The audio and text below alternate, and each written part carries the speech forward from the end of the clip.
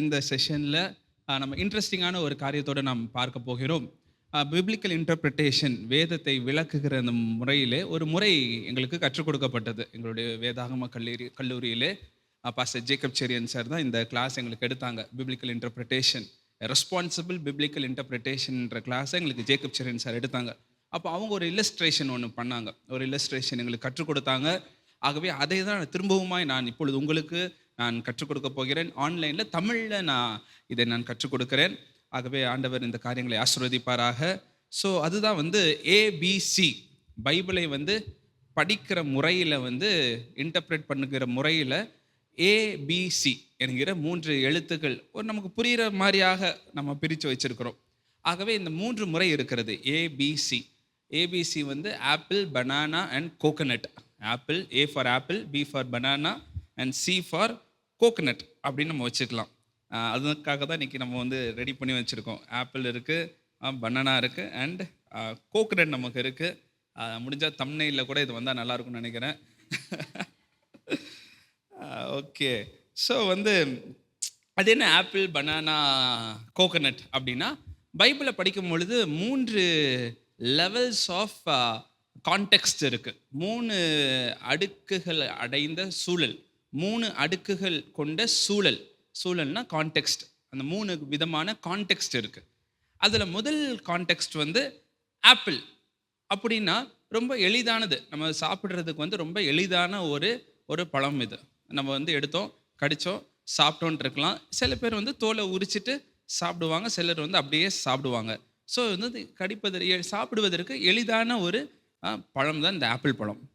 எடுத்தோம், கடித்தோம், சாப்பிடலாம். அதே மாதிரி ஆப்பிள் என்கிற முறையிலே வேதாகமத்தோட கான்டெக்ஸ்ட் இருக்கிறது. அப்படின்னா என்னென்னா, பைபிளை வெறுமனே நான் போன கிளாஸில் எபிசோடில் நம்ம பார்த்தோம். பைபிளோட பிரிவினைகள், அந்த அதிகார பிரிவுகள், வசன பிரிவுகள் எல்லாம் 13வது நூற்றாண்டிலையும் 16வது நூற்றாண்டிலையும் தான் கொண்டு வரப்பட்டது. அதற்கு முன்பதாக அது பகுதியாக தான் இருந்தது, பகுதியாக இருந்த காரியங்கள் தான் என்று நாம் பார்த்தோம். ஆகவே ஒரு வசனங்களை படிக்கும் பொழுது அந்த முழு பகுதியும் படிக்கும் பொழுது அந்த வசனத்தினுடைய அர்த்தம் நமக்கு புரிய வரும், எளிதாக நம்ம புரிந்து கொள்ளலாம்.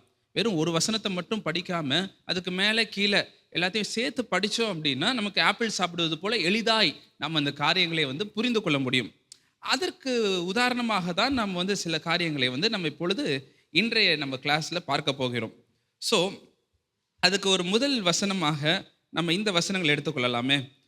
உன்னத பாட்டு 2வது அதிகாரம், உன்னத பாட்டில் 2வது அதிகாரம் முதல் 2 வசனங்களை யாராவது ஒருவங்க வாசிங்க. நீங்கள் உன்னத பாட்டு 2வது அதிகாரம் அதில் 1 மற்றும் 2வது வசனங்களை நீங்கள் யாராவது ஒரு வாசிங்க.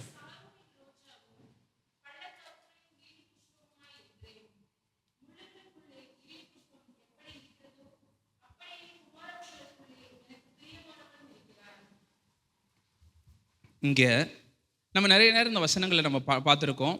இதை நம்ம எப்படி நம்ம விளக்குவோம் அப்படின்னா, இது யாரை குறிக்கிறது அப்படின்னா, நம்ம என்ன சொல்லுவோம், ஆண்டவராகிய இயேசுவை குறிக்கிறதான வசனங்கள். நம்ம ஆவிக்குரிய அர்த்தத்தோடு இயேசுவை நம்ம கனெக்ட் செஞ்சு நம்ம இந்த இடத்துல நம்ம பார்த்து பேசுவோம். யார் சாரோனின் ரோஜா? இயேசு சாரோனின் ரோஜா. பள்ளத்தாக்கின் லீலி என் இயேசு. சாரோனின் ரோஜா இயேசு, பள்ளத்தாக்கின் லீலி புஷ்பம் நம்முடைய இயேசு அப்படின்னு நம்ம நிறைய நேரம் பார்ப்போம். ஆனால் கொஞ்சம் மேலே கீழே அப்படின்னு நம்ம படிக்கும் பொழுது இதனுடைய அர்த்தம் நமக்கு சரியாய் விளங்கிவிடும். என்ஐவி, ஆங்கிலத்தில் என்ஐவின்ற வெர்ஷனில் அவங்க ரொம்ப எளிதாக நமக்கு கொடுத்துருக்குறாங்க. இங்கிலீஷ் பைபிள் இருக்கவங்க நீங்கள் பார்க்கலாம். அதில் பார்த்தீங்க அப்படின்னா என்ஐவி வெர்ஷனில் ஹெட்டிங்கே கொடுத்துட்டாங்க. ஷீ, அவள் சொல்லுகிறாள். என்ன சொல்லுகிறாள்? முதல் வசனம் அவள் சொல்லுகிறாள், நான் சாரோனின் ரோஜாவும் பள்ளத்தாக்குகளின் லீலி புஷ்பமுமாய் இருக்கிறேன். அடுத்த 2வது வசனத்தில் ஹீன்னு போட்டிருக்கும். ஹீனா அந்த மணவாளன் அவன் சொல்லுகிறான், முள்ளுகளுக்குள்ளே லீலி புஷ்பம் எப்படி இருக்கிறதோ அப்படியே குமாரத்திக்குள்ளே எனக்கு பிரியமானவளும் இருக்கிறாள். கொஞ்சம் மேலே படிப்போமே, கொஞ்சம் மேலே படித்தோன்னா 6வது வசனத்தில் பாருங்க. 6வது வசனத்தில், நான் கருப்பாய் இருக்கிறேன் என்று பாராதேயுங்கள், வெயில் என்மேல் பட்டது, என் தாயின் பிள்ளைகள் என்மேல் கோபமாக இருந்து என்னை திராட்சை தோட்டங்களுக்கு காவல்காரியாக வைத்தார்கள். அதாவது அவள் சொல்லுகிறாள், நான் கருப்பாய் இருக்கிறேன் அப்படின்னு அவளே ஒரு இன்ஃபீரியாரிட்டி காம்ப்ளெக்ஸ் போல அவள் தன்னை சித்தரிக்கிறாள். நான் கொஞ்சம் கருப்பாக இருக்கிறேன், நான் வந்து வெறும் சாரோனின் ரோஜா, பள்ளத்தாக்குகளின் லீலி, அது ரோஜானுக்கு பதிலாக ஃப்ளவர்ன்ற வார்த்தை தான் சரியான ஒரு வார்த்தையாக இருக்கும் என்று வல்லுநர்கள் சொல்லுகிறார்கள். நான் சாரோனின் ஒரு மலராக இருக்கிறேன், பள்ளத்தாக்குகளின் ஒரு மலர் போல நான் இருக்கிறேன் அப்படின்னு அவள் கொஞ்சம் தன்னை தாழ்த்தினவளாய், கொஞ்சம் இன்ஃபீரியாரிட்டி காம்ப்ளெக்ஸோடு அந்த மணவாளனை பார்த்து சொல்லுகிறாள். உடனே அந்த மணவாளன் ஒரு கவிதையாய் அவன் ஒரு ரெஸ்பான்ஸ் கொடுக்குறான். என்ன ரெஸ்பான்ஸ் கொடுக்குறான்? இல்லைம்மா அப்படி சொல்லாத, முள்ளுகளுக்குள்ளே லீலி புஷ்பம் எப்படி இருக்கிறதோ அப்படியே குமாரத்திகளுக்குள்ளே என் பிரியமானவளும் இருக்கிறாள். அப்படின்னா முள்ளுகளுக்குள்ள லீலி புஷ்பம்னா மற்ற ஸ்திரீகள் எல்லாம் அந்த முள்ளுகள் போன்றவர்கள், ஆனால் நீயோ அந்த முள்ளுகளுக்கு நடுவே இருக்கிற மலர் போன்றவள். நீ ரொம்ப கவலைப்படுற, நான் கருப்பாக இருக்கிறேன், நான் வந்து இந்த ஒரு மலர் போல இருக்கிறேன் அப்படின்னு சொல்ற. ஆனால் உண்மையிலே என்ன தெரியுமா? நீ அந்த முட்களுக்குள்ளே நடுவில் இருக்கிற மலர். மற்ற ஸ்திரீகள் எல்லோரும் அந்த முட்கள் போன்றவர்கள், ஆனால் நீயோ அந்த முட்களுக்கு நடுவே இருக்கிற அந்த மலர் போன்றவள் என்னுடைய பார்வைக்கு அப்படின்னு வர்ணனையாய் அந்த இடத்துல அந்த எழுத்தாளர் எழுதுகிறார். ஆகவே நம்ம ஒரு ஒரே வசனத்தை அப்படி படிக்கும் பொழுது, மேலேயும் அப்படி கொஞ்சம் கீழேயும் படிக்கும் பொழுது அதனுடைய பொருள் நமக்கு கொஞ்சம் நன்றாய் விளங்கும். உன்னத பாட்டு இதை லிட்ரலாக எடுத்துக்கணும். இது வந்து இயேசுவை குறித்து சொல்லுகிற ஒரு புஸ்தகம் கிடையாது. இங்கே இயேசப்பாவை குறித்து இந்த புஸ்தகம் சொல்லலை. ஏன் அப்படின்னா, இந்த புஸ்தகம் எழுதப்பட்ட அந்த காலகட்டத்தில் எகிப்தில் மற்றும் அது சுற்றி இருக்கிற பைசாண்டின் அப்படின்னு சொல்ல ரீஜன்ஸ்லாம் இருக்குது. அங்கெல்லாம் நிறைய புஸ்தகங்கள் இப்படிப்பட்ட சாலமோன் உன்னத பாட்டு போலவே நிறைய கவிதைகள், நிறைய இலக்கியங்கள் வந்து எடுக்கப்பட்டு இருக்கிறது. அதில் வந்து கணவன் மனைவிக்கு இடையே இருக்கிற உறவை மேம்படுத்தி, கணவன் மனைவிக்கு இருக்கிற அந்த உடல் உறவுகளை, அந்த செக்ஷுவாலிட்டியை மேம்படுத்தி அதை வந்து ஒரு நல்ல ஒரு பார்வையிலே சொல்லி தருகிற ஒரு இலக்கியம் இது. ஆகவே இதில் வந்து அப்படிப்பட்டதான ஒரு 18+ காரியங்கள் தான் இதில் இருக்கும். அதில் வந்து தான் ஆரம்பமாகிறது இப்படியாக உரையாடல். அந்த ஒரு ஒரு ஒரு ஸ்திரீ மனைவின்னு வச்சுக்கோமே, மனைவி சொல்லுகிறாள் கணவனை பார்த்து, நான் கணவன் சொல்லுகிறாள் அப்படி இல்லை, நீ அதற்கும் மேல்பட்டவள் அப்படின்னு ஆரம்பமாகிறது. ஆகவே ஒரு வசனத்தை படிக்கும் பொழுது கொஞ்சம் மேலேயும் கொஞ்சம் கீழேயும் படித்தா ஈஸியாக நம்ம விளங்கிக்கலாம். அதுக்கு உதாரணமாக தான் இந்த வசனங்களை நாம் பார்த்தோம். அடுத்ததாக பாருங்க, அப்படி மத்தேயு 18வது அதிகாரம் 20வது வசனம் யாராவது எடுத்து வாசிப்போம். மத்தேயு 18வது அதிகாரம் 20வது வசனம். ஏனெனில் 2 பேராவது 3 பேராவது என் நாமத்தினாலே எங்கே கூடியிருக்கிறார்களோ அங்கே அவர்கள் நடுவிலே இருக்கிறேன் என்றார். இது வசனம் நமக்கு ரொம்பவுமே ரொம்ப பிரத்யட்சமா எல்லாத்துக்கும் தெரிஞ்ச வசனம் தான் இது. அப்படிதானே? எங்கே நம்ம எப்பொழுதுமே ஜெப கூட்டம் நடக்கும்பொழுது, அதுவும் வந்து ரொம்ப சின்னதாக நம்ம ஜெப கூட்டம் எங்கேயாவது நடந்துச்சுன்னா அப்போ இந்த வசனம் கண்டிப்பாக இருக்கும். ஒரு 1000 பேர் இருக்கிற ப்ரேயர் மீட்டிங்கில் இந்த வசனத்தை சொல்ல மாட்டாங்க. ஒரு ஒரு ஒரு 10 பேர் 20 பேர் இருக்கிற ப்ரேயர் மீட்டிங்கில் கண்டிப்பாக ஆரம்ப ஜெபம் இந்த ஜெபமாக தான் இருக்கும். எங்கே 2-3 பேர் இருக்கிறீர்களோ நடுவில் இருப்பேன் ஆண்டவரே. அது என்னமோ உண்மைதான். நான் தனியாக இருந்தாலும் ஆண்டவர் இருக்க போகிறாரு, 2-3 பேர் இருந்தாலும் இருக்க போகிறாரு, 10-15 பேர் இருந்தாலும் ஆண்டவர் அந்த இடத்துல இருப்பார். அது உண்மைதான். ஆனால் இந்த வசனம் எதை சொல்லுது? அப்படி மேலே அப்படி படித்தோம் அப்படின்னா, சொல்ல போனோம் அப்படின்னா, இது வந்து எங்கே இருக்குது ஆரம்பிக்குது அப்படின்னா 14வது 18வது 15வது வசனத்திலிருந்து ஆரம்பிக்கிறது. இந்த 18வது அதிகாரத்திலே 15வது வசனத்திலிருந்து இந்த பகுதி ஆரம்பிக்கிறது. இந்த பகுதியை நீங்கள் முழுவதுமாய் நீங்கள் படிக்கும் பொழுது அதிலிருந்து என்ன தெரிகிறது? இந்த வசனம் எதற்காக உபயோகப்படுத்தப்படுகிறது? டிசிப்ளின் பண்ணுறதுக்காக. ஒரு சகோதரன் தவறு செய்கிறான் சபையிலே, அந்த சகோதரனை அவன் செய்கிற தவறிலிருந்து திருத்தி கொள்ளும்படியாய் தனியே போய் சொல்லுகிறார்கள். அவன் கேட்கவில்லை. 2-3 பேரோட சேர்ந்து போய் சொல்லணும். அதற்கும் அவன் கேட்கல. அதுக்கப்புறம் சபையில் இருக்கிற மூப்பர் பாஸ்டர்ஸ் எல்லாம் சேர்ந்து போய் சொல்கிறாங்க. அப்பயும் அந்த சகோதரன் அவன் தவறை திருத்தி கொள்வது போல தெரியல. கடைசியாக சபை முடிவு செய்கிறது, இப்படிப்பட்ட நபரை சபையிலே அனுமதித்திருந்தால் அவன் மற்ற எல்லோரையும் கெடுத்து விடுவான். ஆதலால் நாம் இந்த சகோதரனை சபையிலிருந்து வெளியே அனுப்பிவிட வேண்டும் என்கிற முடிவை அவர்கள் எடுக்கும் பொழுது, இப்படியா 2-3 பேர் சேர்ந்து அந்த முடிவை எடுக்கும் பொழுது தேவன் சொல்லுகிறார், இயேசு சொல்லுகிறார், நானும் அவர்களோடு நடுவே இருந்து அந்த முடிவிற்கு நானும் சம்மதிக்கிறேன் என்று பொருள்படுகிறது. எங்கே 2-3 பேர் நாமத்தினாலே கூடி அந்த சகோதரனை நீங்க வெளியே அனுப்புகிறீர்களோ அந்த இடத்துல நானும் இருக்கிறேன், உங்களுடைய முடிவுக்கு நானும் ஆம் என்று நான் சொல்லுகிறேன் அப்படின்ற ஒரு பொருள்படுகிற ஒரு எச்சரிப்பின் வசனம் தான் இந்த வசனம். எங்கே 2-3 பேர் நாமத்தினாலே கூடி இருக்கிறீங்களோ அப்போ வந்து ஒரு எச்சரிப்பின் செய்தி மாதிரி தான் இதை சொல்லணும். யாரோ ஒரு ஆளை வெளியே அனுப்ப போகிறாங்க அப்படின்ற மாதிரி பொருள் கொண்டதுதான் இந்த வசனம். ஆகவே ஒரு வசனத்திற்கு மேலே இருந்த அந்த காரியங்களை நாம் படித்து வரும் பொழுது அதனுடைய உண்மையான அர்த்தம் நமக்கு, இதுக்கு நம்ம கஷ்டமே படலை பாருங்க, இதுக்கு நம்ம ஒரு கஷ்டமும் படலை. சும்மா மேலே கொஞ்சம் மேலேருந்து நம்ம வாசித்துட்டு வரோம், அந்த பகுதியை முழுவதுமாய் வாசிக்கிறோம். வாசிக்கும் பொழுது அதனுடைய பொருள் அழகாய் அது வெளியே வருகிறது. யோவான் 10வது அதிகாரம் 10வது வசனம், எல்லோருக்கும் தெரிந்த ஒரு வசனம். யோவான் 10:10, திருடன் திருடவும் கொல்லவும் அழிக்கவும் வருகிறானே அன்றி. இது நிறைய பேர் என்ன எப்படி புரிச்சுப்பாங்க, இதை திருடன் யாரு? பிசாசு. பிசாசு திருடுறதற்கு, கொல்வதற்கும் அழிக்கிறதற்கு தான் வருகிறான். உண்மைதான், பிசாசானவன் இவைகளெல்லாம் செய்கிறான், செய்து கொண்டுதான் இருக்கிறான். அதற்கு பைபிள்ல நிறைய வசனங்கள் இருக்கிறது. ஆனால் இந்த இடத்துல திருடன் என்று யாரை இந்த எழுத்தாளர் யோவான் சொல்லுகிறார் என்பதை நாம் தவற விட்டுவிட்டோம் என்றால் நமக்கு தான் நஷ்டம்.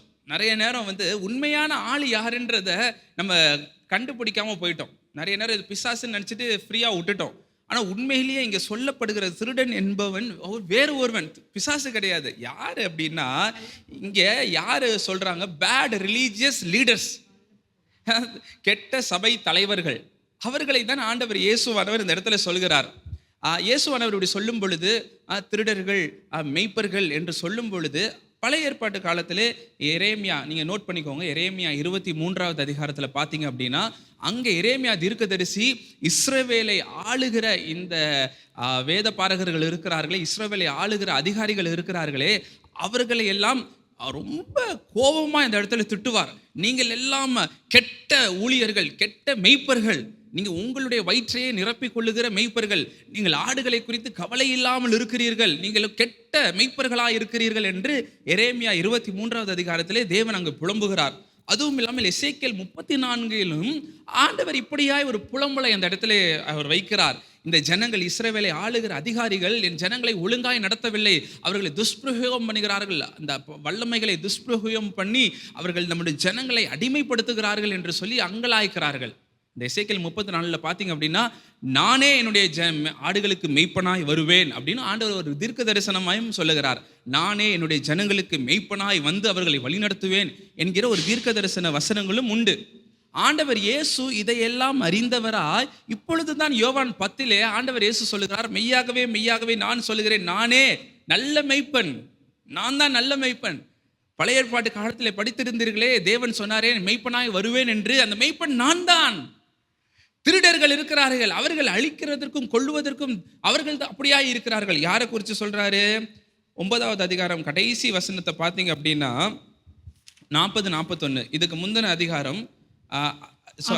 அதிகாரம் அதுக்கு தான் சொன்னேன் முன்னாடி, அதிகார பிரிவுகள் எல்லாம் நம்ம கொண்டு வந்தது. ஆனால் யோவான் எழுதும் பொழுது அதிகார பிரிவுகளோடு எழுதல. ஆகவே 9வது அதிகாரம் கடைசி 2 வசனங்களை பாருங்க. அவருடனே கூட இருந்த பரிசேயரில் சிலர் இவைகளை கேட்ட பொழுது, நாங்களோ குருடர். இப்ப யார்கிட்ட ஆண்டவர் பேசிட்டு இருக்கிறாரு? பரிசேயர்கள். நாங்கள் குருடர்களா அப்படின்னு கேட்கிறாங்க. உடனே ஆண்டவர் இயேசு அவர்களுக்கு ரெஸ்பாண்ட் பண்றாரு. அந்த பரிசேயர்களை பார்த்து தான் இங்க ஆண்டவர் பேசுறாரு. மெய்யாகவே மெய்யாகவே நான் பரிசேயர்களாகிய உங்களுக்கு சொல்லுகிறது என்னவென்றால் அப்படின்னு ஆண்டவர் சொல்லிட்டு, இந்த திருடர்கள் ஆகிய நீங்கள் அழிக்கவும் கொல்லவும் என் ஜனங்களை கெடுக்கவும் தான் இருக்கிறீர்கள், ஆனால் நானோ நல்ல மெய்ப்பனாய் இருக்கிறேன் என்று ஆண்டவர் சொல்லுகிறார். இப்போ இதில் கான்டெக்ஸ்ட் என்ன அப்படின்னா, நம்ம கஷ்டப்படல, மேலே படித்தோம், நம்ம முந்தின அதிகாரத்துல இருந்து படிச்சுட்டு வந்தோம். அங்கே ஆண்டவர் யார்கிட்ட பேசுகிறார்? ஏசப்பா பரிசேயர்கள்ட்ட பேசுகிறாரு. பரிசேயர்களை பார்த்து நீங்கள் திருடர்கள் என்று ஆண்டவர் சொல்லுகிறார். அப்படி சொல்கிறது ஒன்றும் புதுசு கிடையாது. பழைய ஏற்பாட்டில் நிறைய இடங்கள்ல ஆண்டவர் பிதாவாகிய தேவன் சொல்லியிருக்கிறாரு. ஆகவே இது ஒரு ஆப்பிள் போல ஈஸியாக நம்ம புரிந்து கொள்ளலாம். கொஞ்சம் கவனமாக படிக்கணும், அவ்வளோதான். கொஞ்சம் மேலேயும் கீழேயும் கவனமாய் படிக்கும் பொழுது யார் இந்த திருடன் அப்படின்னு தெரிஞ்சிடும். அப்படி தெரிஞ்சுக்கிட்டா உண்மையிலே நம்ம பாஸ்டர் கிட்ட தான் ரொம்ப கேர்ஃபுல்லாக இருப்போம்.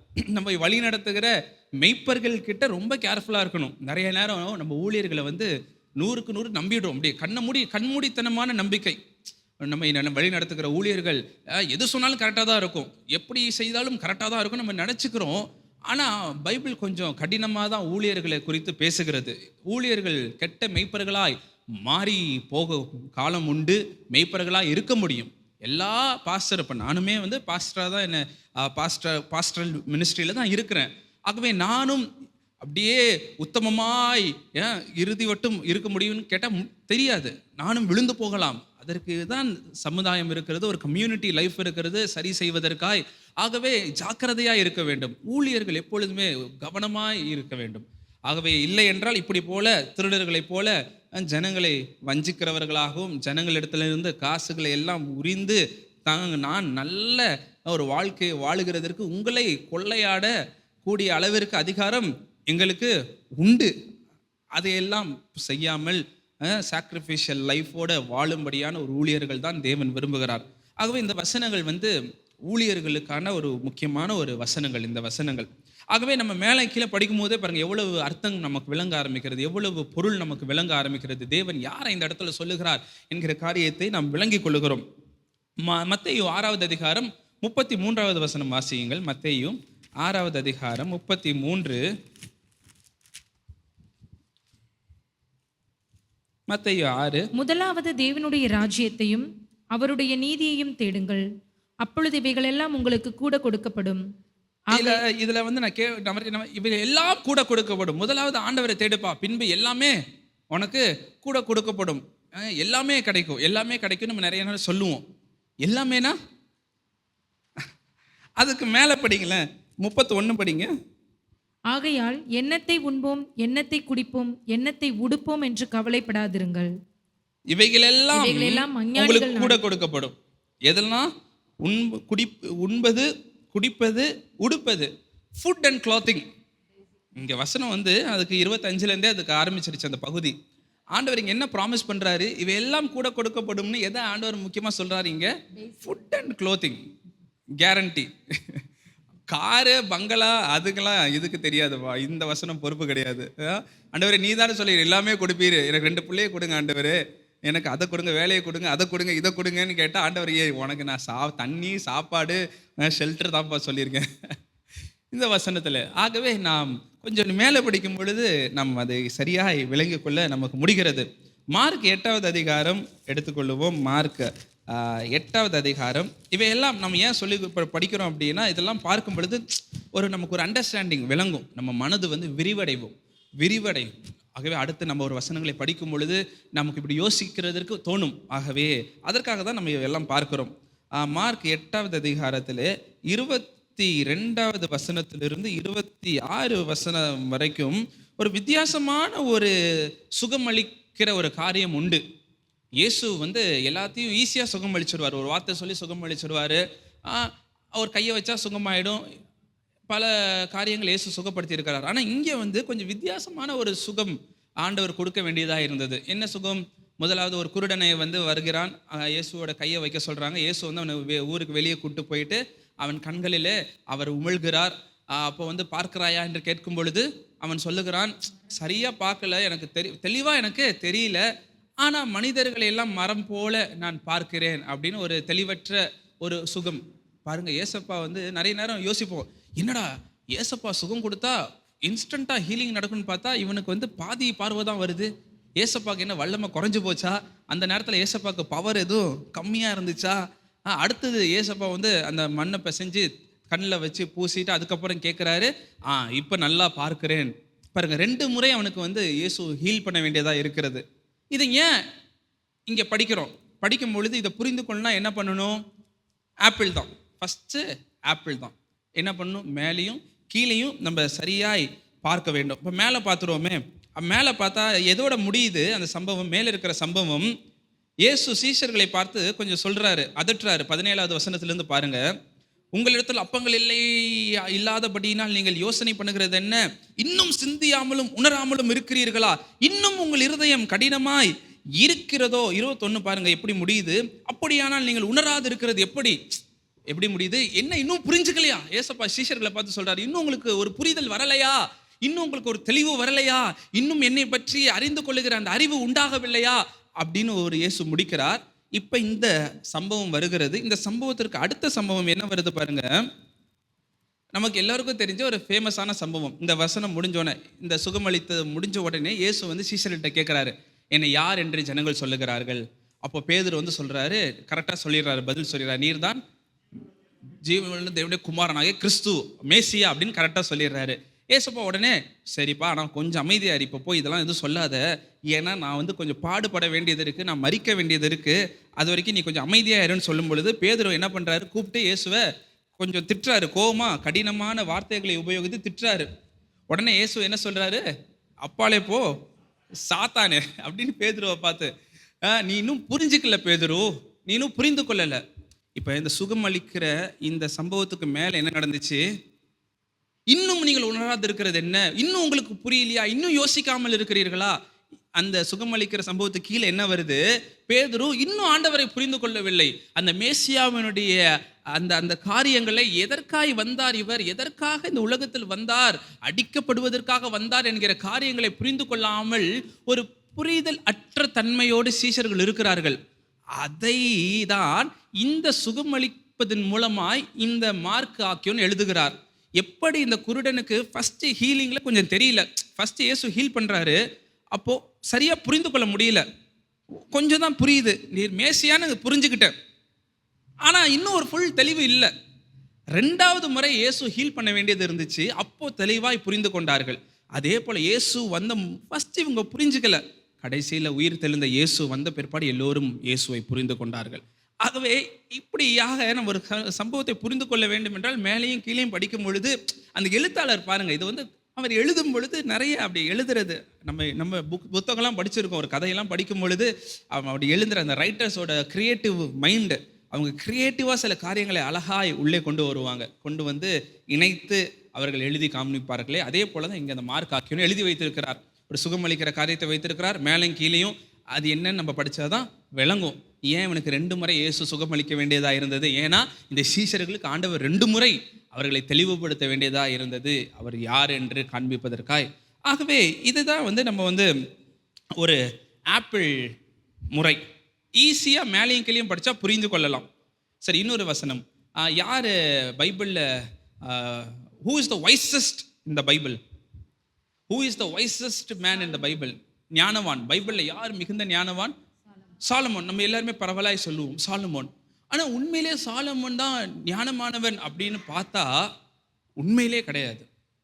சாலமோனுடைய கதையை மேலேயும் கீழேயும் படித்தோம் அப்படின்னா, உதாரணமாக 1 ராஜாக்கள் 4:26, 6:2, 38, 7வது அதிகாரம் 1 வசனம், 10வது அதிகாரம் 6-9, 11வது அதிகாரம், 12வது அதிகாரம், உபாகமம் 17வது அதிகாரம், இப்படி எல்லாம் பார்க்கும் பொழுது, கொஞ்சம் மேலேயும் கீழேயெல்லாம் படிக்கும் பொழுது, இந்த சாலமோன் ஒன்றும் அவ்வளோ பெரிய ஞானவான்லாம் கிடையாது. ஏன்னா என்னெல்லாம் பண்ணியிருக்கிறார் அப்படின்னா, குழந்தைகள் எல்லாம் கொண்டு போய் பலி செலுத்தியிருக்கிறாரு. சைல்டு சாக்ரிஃபைஸை ஸ்டார்ட் பண்ணி வச்சது நம்ம ஆள் தான். குழந்தைகள் பலியிடுதல் அதெல்லாம் ஆரம்பித்து வச்சிருக்கிறாரு பின்காலத்தில். இப்போ நம்ம குழந்தைய பெற்றுக்கும் பொழுது தான் அதோடைய அருமை தெரியுது. ஒரு குழந்தைய கையில் பார்க்குறோம், எவ்வளவு ஆசையாக இருக்குது, அந்த குழந்தைய போய் வெட்டுறா அப்படின்னு வெட்டுற காரியங்கள்லாம் செஞ்சு வச்சிருக்கிறார் நம்ம தலைவர் Solomon. How can he be the wisest man in the Bible? He is not the wisest man. எங்கள் ஆசிரியர் சொல்லுவார் நகைச்சுவையாய், he is the wisest fool அப்படின்னுவார், ஞான முட்டாள் அப்படின்னுவார். ஆகவே இவன் ஒன்றும் பெரிய ஒரு ஞானவான்லாம் கிடையாது. ஏன்னா அவ்வளவு காரியங்கள்லாம் பண்ணியிருக்கிறாரு உள்ள.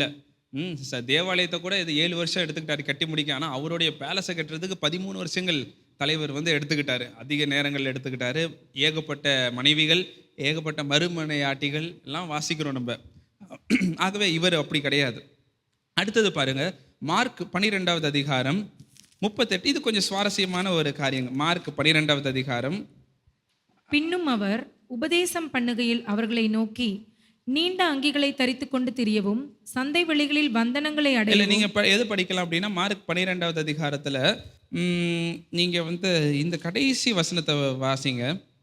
அவர்கள் எல்லோரும் தங்கள் பரிபூரணத்திலிருந்து எடுத்து போட்டார்கள், இவளோ தன் வறுமையிலிருந்து தன் ஜீவனத்துக்கு உண்டாயிருந்தது எல்லாம். அந்த ஏழை விதவை தாய் வந்து இந்த 2 காசையும் உண்டியல் டப்பால போட்டாங்க.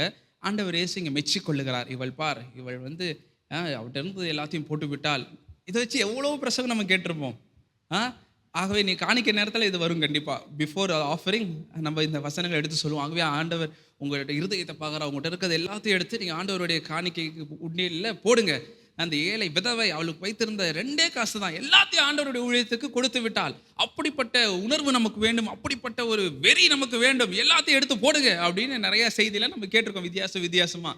ஆனால் உண்மையிலேயே இங்கே என்ன நடக்குது, திரும்பவுமாய் மேலே கீழே நம்ம படிக்கும் பொழுது சரியாய் நமக்கு இது விளங்க ஆரம்பிக்கும். எங்க இருந்து ஆரம்பிக்குது? 40வது வசனம் பாருங்க. விதவைகளின் வீடுகளை பட்சித்து பார்வைக்கு நீண்ட ஜெபம் பண்ணுகிற வேத பாரகரை குறித்து எச்சரிக்கையாயிருங்கள். பாருங்க, விதவைகளின் வீடுகளை பட்சித்து பார்வைக்கு நீண்ட ஜெபம் பண்ணுகிற வேத பாரகர், ரிலீஜியஸ் லீடர், வேத பாரகர் யார்? விதவைகளுடைய வீடுகளை பட்சிக்கிறார்களாம். விதவைகளுடைய வீடுகளை எப்படி பட்சிக்கிறார்கள்? அவர்களிடத்தில் இருக்கிற 2 காசை கூட விடுறதில்லை. பெட்டியில அந்த விதவைகள்கிட்ட இருக்க 2 காசை கூட விடுறதில்லை. இருக்கிறது எல்லாத்தையும் போடுமா பெட்டியில. விதவைகளை பட்சிக்கிற வேத பாரகர்கள். இயேசு இந்த இடத்துல மனத்தாங்கலாய் சொல்லுகிறார். அவளோ அவட்ட இருக்கிற எல்லாத்தையும் எடுத்து போடுறா உண்டியல்ல. இந்த கம்யூனிட்டி கெட்டு போயிருக்கிறார். நம்முடைய சமுதாயம், நம்முடைய சூழல் கெட்டு போயிருக்கிறது. நம்முடைய ஜனங்களை கெடுத்து வைத்திருக்கிறார்கள் இந்த வேத பாரகர்கள். இவர்கள் திருடர்கள், இவர்கள் அழிப்பதற்கும் கொள்ளுவதற்கும் தான் வருகிறார்கள். விதவைகளை பட்சிக்கிறார்கள். இருக்கிறது எல்லாத்தையும் தூக்கி உண்டியல்ல போடு, உன்கிட்ட இருந்த 2 காசா எல்லாத்தையும் போடு. இப்படியாய் விதவைகளை பட்சிக்கிற வேத பாரகர்கள். ஆண்டவர் இந்த இடத்துல அந்த ஒரு சமுதாயம் எவ்வளவா failure of a community of God's people, தேவ ஜனங்கள் அந்த கம்யூனிட்டி எப்படியாய் கெட்டு போய் இருக்கிறது என்பதை ஆண்டவர் மனத்தாங்கலாய் இந்த இடத்துல அவர் சொல்லுகிறார். ஆகவே இந்த வசனத்தை, ஒரே வசனத்தை மட்டும் எடுத்தோம் அப்படின்னா நமக்கு டிஃப்ரெண்ட்டாக நம்ம செய்தி கொடுக்கலாம். உங்களை உற்சாகப்படுத்தி உங்கள் பரிசில் இருக்க எல்லாத்தையும் வாங்க முடியும் எங்களால். அதெல்லாம் பண்ணக்கூடாதுன்னு தான் ஆண்டவர் இங்கே சொல்லியிருக்கிறாரு. இந்த மாதிரி பேட் ரிலீஜியஸ் லீடர்ஸாக நீங்கள் மாறிடாதீங்க. அதை ஃபுல்லாக படிக்கும் பொழுது நமக்கு தெளிவாய் நம்ம விளங்கி கொள்ள முடிகிறது. அடுத்து பார்த்தீங்க அப்படின்னா, இப்போ இதெல்லாம் கொஞ்சம் முன்ன பின்ன நமக்கு படித்தாலே இந்த காரியங்கள் புரியும். அதுதான் ஒரு ஆப்பிள், ஈஸியாய் எளிதாய் நாம் சாப்பிடக்கூடிய ஆப்பிள் இல்லஸ்ட்ரேஷன்.